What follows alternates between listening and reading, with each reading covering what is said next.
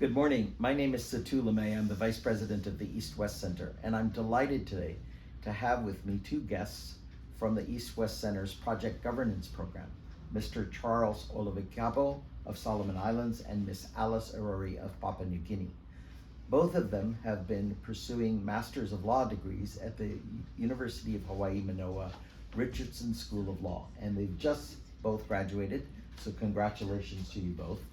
And they have been participating as part of an initiative at the East-West Center called Project Governance, which stands for Promoting Just, Engaged, Civic-Minded, and Transparent Governance in the Pacific.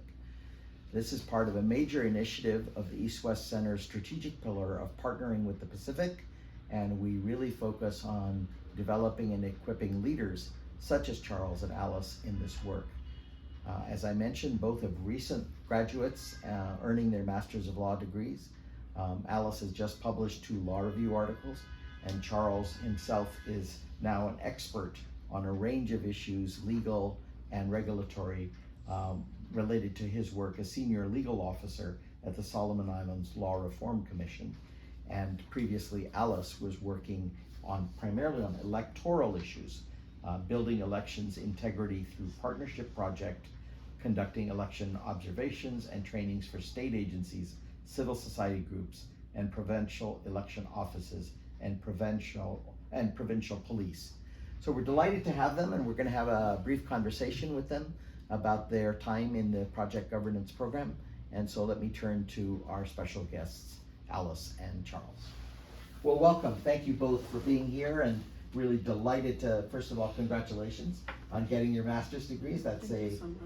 Huge accomplishment. So I wanted to start a little bit with Alice about your fascinating work on electoral systems, elections process, advising various parts of civil society in your country. Could you tell me a little bit more about that and your thoughts on working in that area? Yeah, sure. Firstly, I'd like to say thank you to you for making time to speak to Charles and I, and also to East-West Center for this opportunity. So let me start by just sharing a little bit of what I did in elections. So I previously worked with Transparency International Papua New Guinea as the project administrator first, and then became the project lead for the Building Elections Integrity Through Partnership project. So much of our work was related to voter education, and also doing elections observation for the elections in Papua New Guinea. So I previously worked for TIPNG, and through Project Governance East-West Center, I was able to come to the United States to pursue international human rights law degree and social justice as well. So that, I recently graduated. I'm really happy to go back and contribute. Wonderful. As I said, congratulations. Let me learn a little bit more about your work on expanding women's access to voting, and the role of community organizations in PNG to expand voting. Can you tell us a little bit more about your work in that space and your observations? So TIPNG has been doing a lot of work in that area, and so when I joined, I was actually supporting the already existing work in promoting women's rights through elections, and also doing voter education awareness and ensuring that people or youth who have turned 18 years of age know that it's their right to get registered and also participate in the election process. Yeah, and also ensuring that trying to come up with initiatives, ways in which we could assist women to help them participate in elections more freely, safely, as well. Yeah. It's wonderful. Well, thank you, Alice. Let me turn to Charles a little bit. And you've been working in this very interesting space on the Law Reform Commission in the Solomon Islands. Could you tell us a little bit more about your work there? So before I briefly talk about my work experience with Solomon's Law Reform Commission, first I would like to thank you, Dr. Satu, for this opportunity My pleasure. to come and share our experience and our observation, like in the islands and then here. So and then think project governance scholarship, for the scholarship that it really helps us build our capacity, as islanders, and then perhaps we'll go back and help. So thank you so much for this space. So I work for Solomon Islands Law Reform Commission. It's an agency under the Ministry of Justice and Legal Affairs. So that agency is established by a law called Solomon Islands Law Reform Commission Act 1994. So basically the mandate of the office is to review laws that are outdated, just to keep abreast with the changing needs of our society. So so we receive reference that this refers to a list of laws that the minister of the ministry submit to us to review those laws. So we get those laws and then we raise issues for discussion in a form of consultation paper. So then we go out to the communities as well as relevant ministries or stakeholders, and we consult with them on those issues, and then we get their comments and as well as submissions, and then we come back and then we make a report in a form of recommendation, and then we report back to the minister responsible, and then the minister take it up to the parliament when they discuss it, and then they agree to it and they pass it, and it becomes a revised law or a law. So that is our work, line of work with the Law Reform Commission. Apart or beside that, I also work with anti-corruption activities. So our office also partners with other ministries, government ministries. So I'm a member of a anti-corruption working group at the moment. So the working group was formed mainly to implement. There's two anti-corruption legislation in Solomon Islands, the Anti-Corruption Act and Whistleblowers Act 2018. Those are the basis for our anti-corruption activities in Solomon Islands, and Solomon Islands also acceded to the United Convention Against Corruption. So Solomon Islands have all these acts in place at the moment, so the working group forms to try to implement those acts. So we at the moment we are working on recruiting staff for a newly established Commission Against Corruption called Solomon Islands Independent Commission Against Corruption. I see. Yes, so at the moment we have an office and we have 4 commissioners already appointed and a director general and a few other staffs coming in later on. So it's still not operational, but soon it will become operational and assist other integrity institutions in Solomon Islands to combat corruption. So through that process, we sort of inclusive, trying to involve NGOs, private sectors, civil society, faith-based group to work together, and the newly established commission on corruption. Its objective is to try to collaborate and cooperate with all these different actors to combat corruption. It's not a one-man fight; it's ours fight, everybody's fight, their business. So that is my little experience or background working with some government.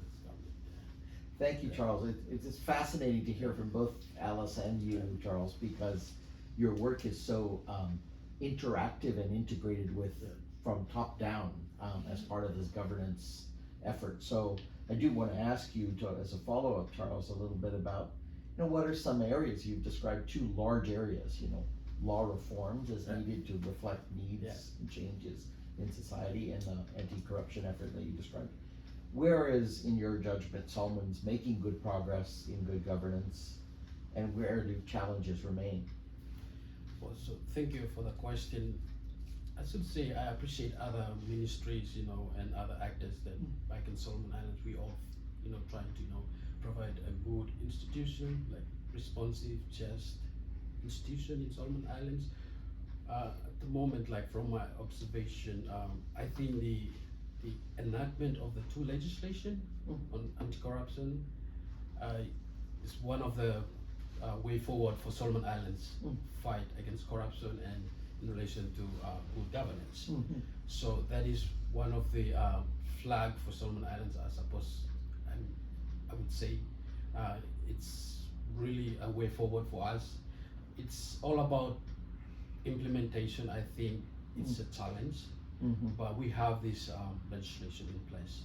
Yeah, but the only thing that we need resources, and then the implementation of these legislations.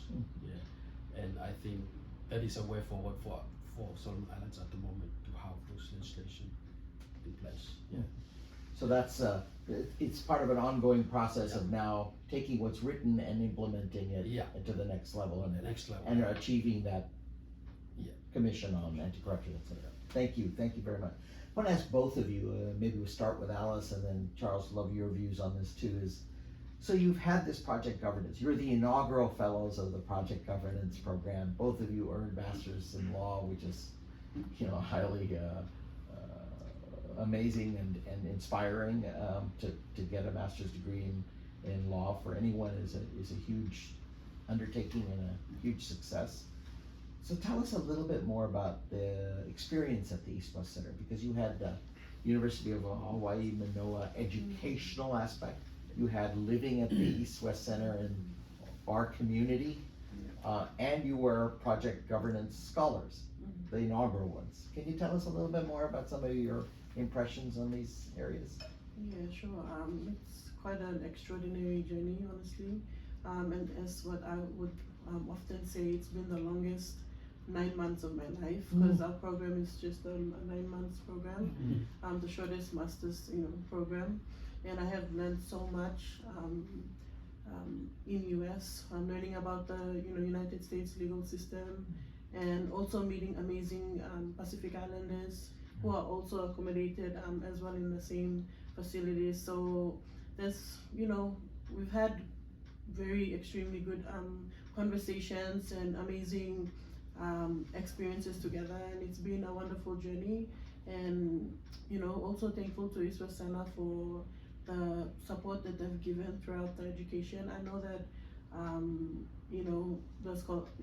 the support that was given by East West Center was not only in terms of supporting true education, but also our professional development as well. The support they gave through including us in conversations, the conferences that were organized, and it kind of inbuilt in us confidence and preparing us to go out and tackle it, we're trying to solve some of the issues that are affecting our countries. So really thank you to all the experiences that we have experienced at East West Center, and also in Hawaii as well.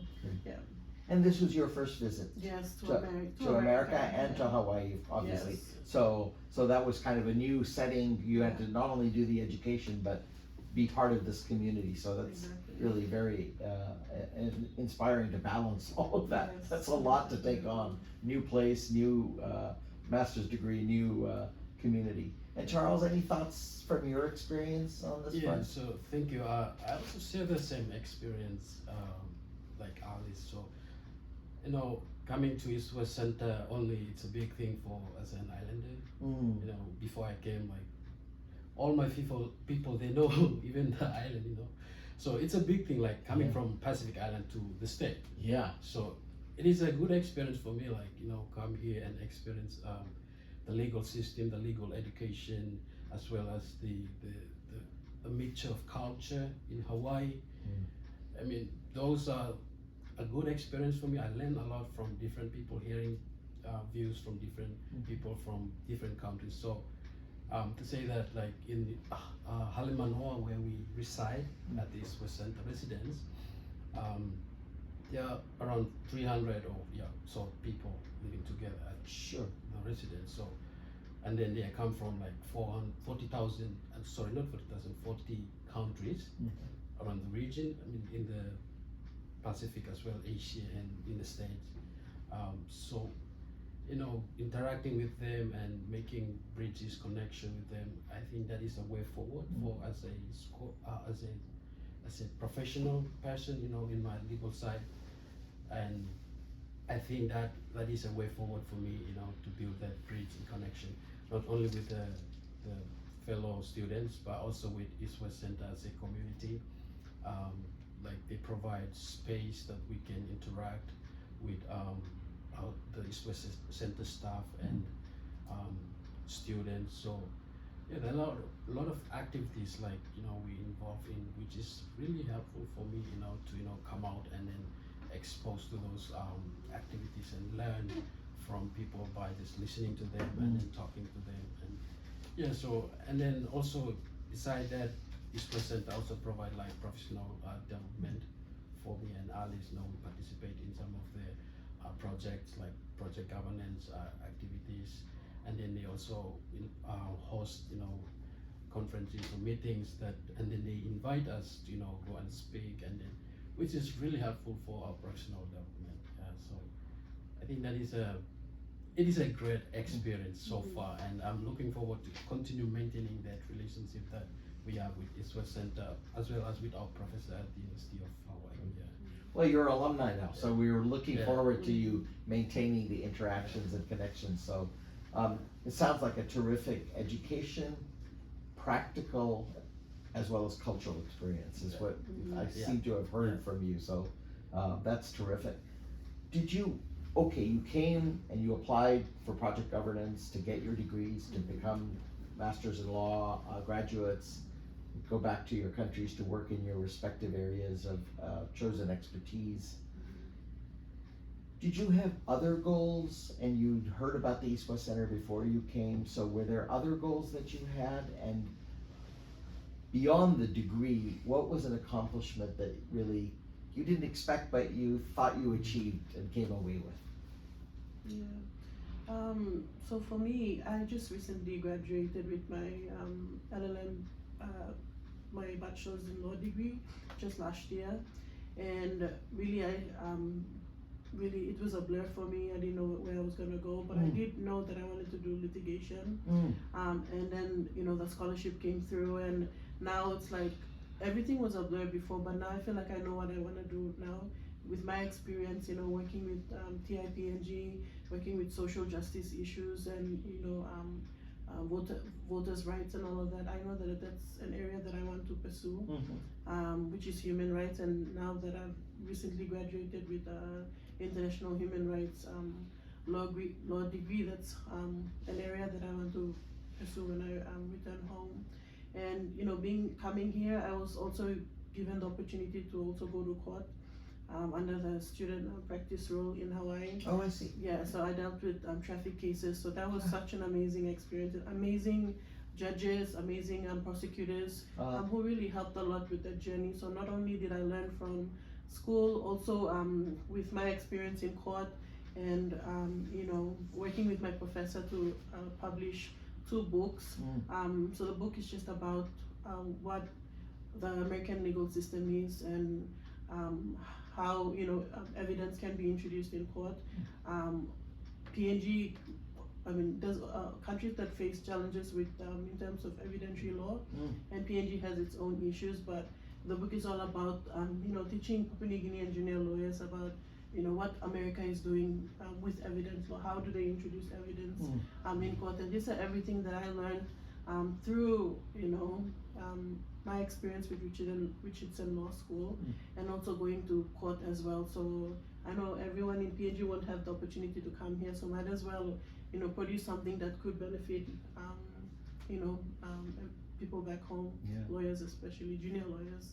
That's wonderful. So you're going to take that book and publication home to share with your legal community and your civil society community. But I didn't know about the part about working in the courts in Hawaii, so that's a really amazing part that I didn't know about what an accomplishment. Charles, of course, you also graduated with a master's degree in law, but any other accomplishments that you want to tell us about? So like for me, just to graduate it's a big accomplishment for me, because I worked with the Solomon Islands government like for a couple of years, and my aim is to get a master in law. So coming here and to actually graduate it, and then get a certificate in international and comparative, as well as international human rights and social justice, is one of the greatest achievement in my life. As well as for my professional background, So and then to have this sort of like a connection or a network or friendship with my professors. It's a very different experience for me back in the undergrads in the University of South Pacific. Here I have this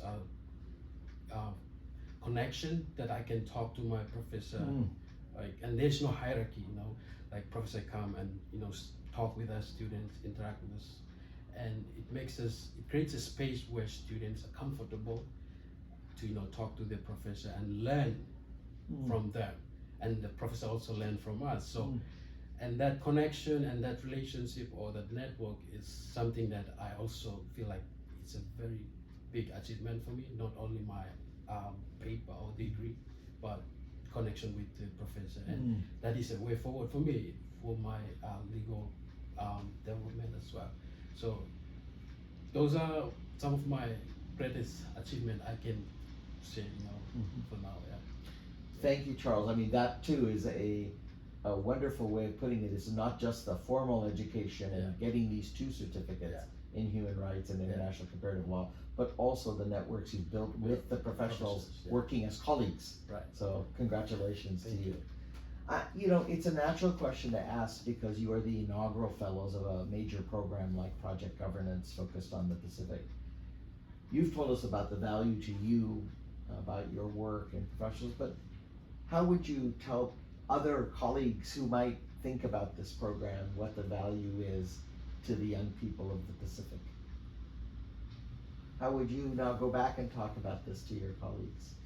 So I'll start. So for me, I would say I really recommended this program, Project Governance, or other programs that East West Center, you know, provided for especially Pacific Islanders, young leaders or leaders to, you know, apply for any programs, because, you know, East West Center, it's a community that try to promote, you know, partnership and to understand each other, you know, and trying to, you know, solve issues that are prevalent in our communities nowadays. So so far I have a lot of good experience, like I mentioned earlier on. So I would say this program, especially particularly Project Governance, helps me to really, you know, do more in-depth research and understanding of project governance in the region, in terms of good governance in the region. And I understand, like, Pacific Island countries, Pacific Island is a vast ocean, and the countries have their own, you know, setting, context. But then again, if we could come up with a sort of like a model that we all can relate to it, it would really have Pacific region. And East West Center, I feel like it's going towards that direction through sharing of information and establishing network connection with scholars and with the alumni. And I think yeah, it's a good program, and I really or highly recommend Pacific Islanders, if they want to, you know, pursue the further studies, please consider East West Center programs. Yeah. Thank you so much, Charles. Wonderful. Alice, any thoughts from you about your compatriots in the region and in your own country?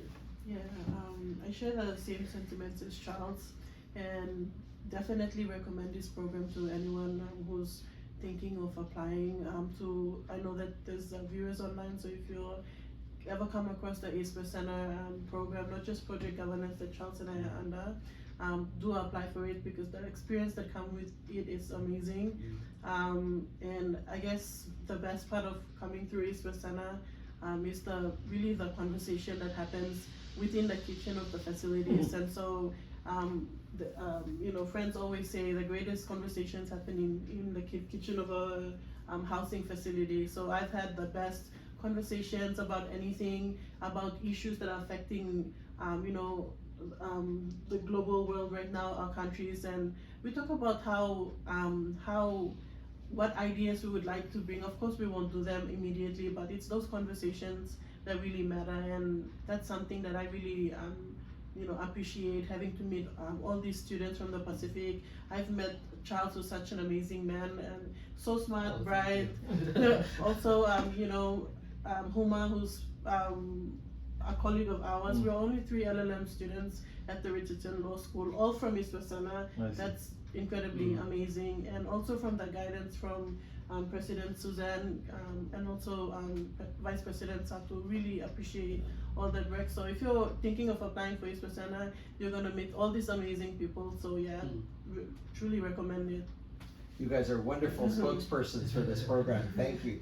I have to ask, you've told us a lot about your professional plans, how you plan to apply, your experience and your degree. So it's really wonderful and inspiring to hear that. I do have to ask you, you've been away from your countries for 10 months or more, you know, now about 10 to 11 months. Yeah. So what is some of the things you're looking forward to when you return? I am looking forward to a nicely home-cooked meal. When I came to Hawaii, I brought about 20 packets of Maggi Cube with me, and only because I wanted to have a little bit of taste of home, but now it ran out and I really need to go back home because I miss the taste. So that's something that I really miss, home-cooked meal, family as well. So I'm looking forward to seeing my family and friends, so yeah. Wonderful. Charles, anything you're... Yeah, so being away from home, like, I really enjoy here, but still, you know, my heart goes back to my home village. Of course. Yeah, I come from like a rural area, so my family, they live there, so I miss them a lot. I don't have the time to talk to them often.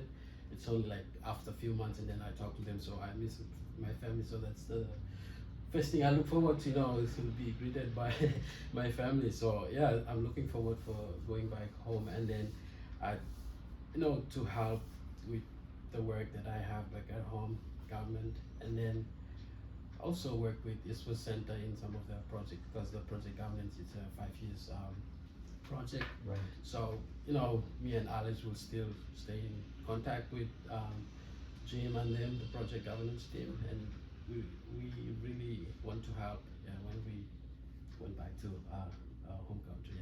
Oh yeah, and just to add on to Jean, Hatenda, and Jake, and Dana, who have really helped a lot as well on the project governance. So really big thank you to them as well. So yeah.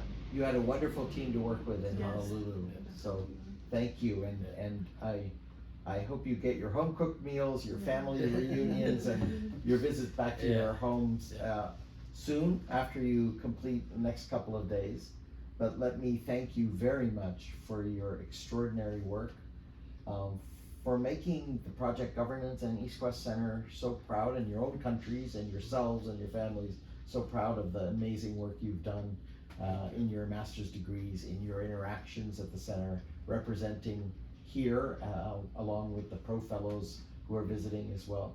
So I want to thank you, and let me just turn and say thank you to our viewers and bid you good day. So I just wanted to say again, thank you for joining us and for taking the time to meet our wonderful inaugural Project Governance Fellows, Alice Areori and Charles Olovikabo, who have just completed their master's degrees at the University of Hawaii Richardson School of Law, and will be returning to the Solomon Islands and Papua New Guinea to continue their professional work and their connections with the East West Center as alumni. Thank you very much for joining us. Thank you, Alice and Charles. Good day.